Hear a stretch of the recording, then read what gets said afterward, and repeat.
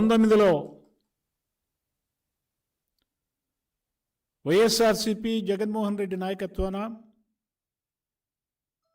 అధికారంలోకి వచ్చిన తర్వాత గత 5 సంవత్సరాల్లో విద్యా వ్యవస్థను సర్వనాశనం చేయటం జరిగింది. ప్రపంచంలో అత్యంత ప్రమాణాలతో కూడినటువంటి స్కూళ్లను తయారు చేసి ప్రపంచ మేటి విద్యార్థిని తయారు చేస్తామని చెప్పని ఆ రోజున జగన్మోహన్ రెడ్డి ప్రగల్భాలు పలికాడు. అందుకోసం ప్రతి సంవత్సరం మెగా డిఎస్సి నిర్వహిస్తామని చెప్పని, నాడు నేడు కార్యక్రమాలు చేపడతామని చెప్పని, మరి సిపిఎస్ని వారం రోజుల్లోనే రద్దు చేస్తానని చెప్పని, పార్ట్ టైం లెక్చరర్ని రెగ్యులరైజ్ చేస్తామని చెప్పని, అసలు మొత్తం విద్యా వ్యవస్థను మార్చివేసి ఈ దేశంలోనే ఈ రాష్ట్రాన్ని ఒక ఆదర్శమైనటువంటి విద్యా రాష్ట్రంగా మారుస్తామని చెప్పని హామీ ఇచ్చారు. నిజమేనని చెప్పని నమ్మారు. కానీ అధికారంలోకి వచ్చిన తర్వాత ఆయన ఇచ్చినటువంటి హామీల్ని, విద్యా హామీలన్నింటినీ కూడా తొంగలోకి తొక్కారు.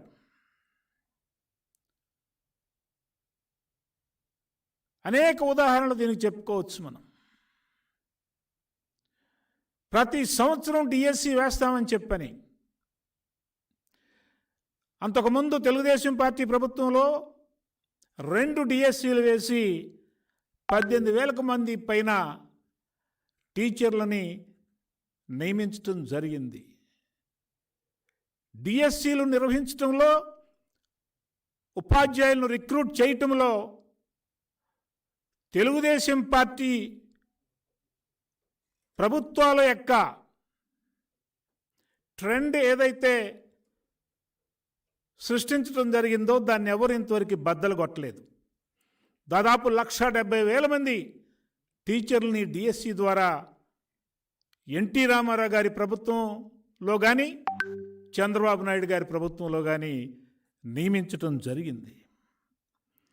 కానీ ఈ ప్రభుత్వం వచ్చిన తర్వాత డిఎస్సీలు నిర్వహించకపోగా, సిపిఎస్ను రద్దు చేయకపోగా, పార్ట్ టైం లెక్చరర్లను రెగ్యులరైజ్ చేయకపోగా, నాడు నేడు పథకం ద్వారా డబ్బులు దన్నుకునేటటువంటి కార్యక్రమం నిర్వహించారు. స్కూళ్లను బాగు చేద్దామనేటటువంటి లక్ష్యం ఏ కోశాన వాళ్లలో లేదు అని చెప్పని నేను ఖచ్చితంగా చెప్పగలను. నిజంగా ఉంటే ఎస్సీలకి, ఎస్టీలకి, బీసీలకి సంబంధించినటువంటి బెస్ట్ అవైలబుల్ స్కూల్స్ గురుకులాల్లో ఏదైతే తెలుగుదేశం పార్టీ ప్రభుత్వం అమలు జరిపిందో దాన్ని ఎందుకు రద్దు చేసినట్టు? విదేశీ విద్య, అంబేద్కర్ పేరుతో ఉన్నటువంటి విదేశీ విద్యను చాలా చక్కగా దాదాపు 4,000 మంది వెనుకబడిన బడుగు బలహీన విద్యార్థులు ఆ విధానం ద్వారా లబ్ధి పొందారు. ప్రపంచంలో 1వ 2వ స్థానంలో నుండి అత్యంత ప్రామాణికమైనటువంటి విశ్వవిద్యాలయాల్లో మాత్రమే దీన్ని నిర్వహించాలని చెప్పని కుదించి వారికి విదేశీ విద్యను దూరం చేయటమే కాకుండా,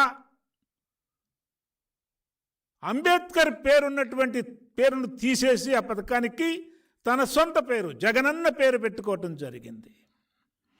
ఇంతకంటే అన్యాయం మరొకటి ఉంటుందని నేను అనుకోను. అన్నిటికంటే దుర్మార్గం 117వ జీవో తీసుకొచ్చి 25,000 స్కూళ్ళు మూసేసి 50,000 పోస్టులను రద్దు చేసి 1 కిలోమీటర్ల దూరంలో ఉన్నటువంటి 1, 3, 4 తరగతులను తీసుకెళ్ళి హై స్కూల్లో కలపటం వలన మొత్తం విద్య మొత్తం కూడా గడబిడ గందరగోళానికి లోనైంది. ఇంటర్మీడియట్లో మధ్యాహ్న భోజన పథకాన్ని తీసేశారు. అలాగే ఎయిడెడ్ వ్యవస్థను నిర్వీర్యం చేశారు.